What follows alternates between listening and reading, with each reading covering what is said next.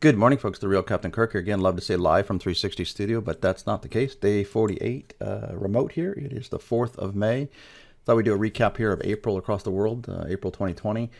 Here in the U.S., we are about 2.4 degrees colder than a year ago, making it the 8th coldest April in 35 years for the nation as a whole, so below average.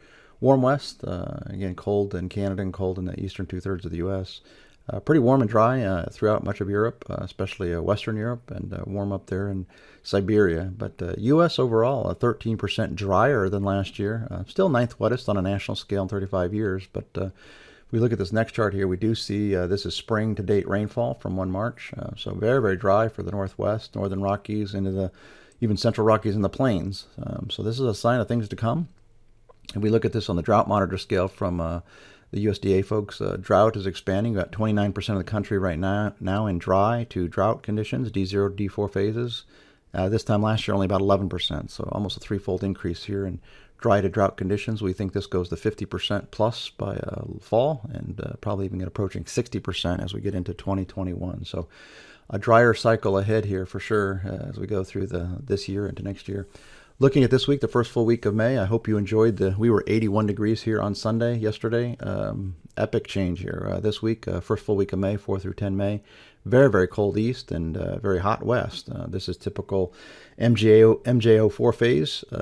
It's cold east, warm west, and then a very negative EPO phase as well. So unfortunately, the heat has gone bye-bye in the Northeast, unfortunately here for the week or two ahead. Overall, the nation as a whole would be 3.4 degrees cooler than last year, making this the #1 coldest in 35 years on a national scale.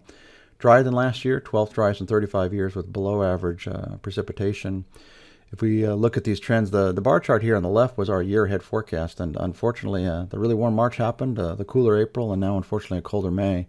And we see that here animating the maps here in the next 14 days. A lot of frost and freezes, in fact, some severe freezes for the Michigan, Indiana, Ohio, West Virginia, Pennsylvania areas, New Jersey.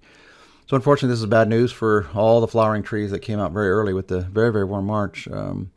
So apples and peaches and grapes. Unfortunately, even our COO here has a vineyard here that could get wiped out with some pretty hard freezes here this week, especially as we get into Mother's Day weekend, which is epically cold here. This is actually nationwide. It's the #1 coldest Mother's Days in over 35 years. Northeast is for sure just way below average. And again, #1 coldest in over 35 years for Mother's Day Sunday. West is the warm spot, warmest in 7 years. Makes it the #3rd warmest in 35 years, but unfortunately just, again, very, very cold and a lot of frost and freezes. So if you have your tender plants out there, you may want to bring them in or cover them up as we go into the weekend.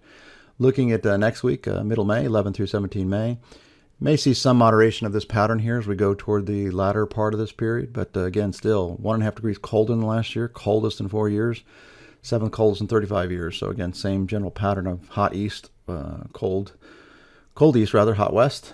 Driest in 3 years, 13th wettest in 35 years, so above average national precipitation here.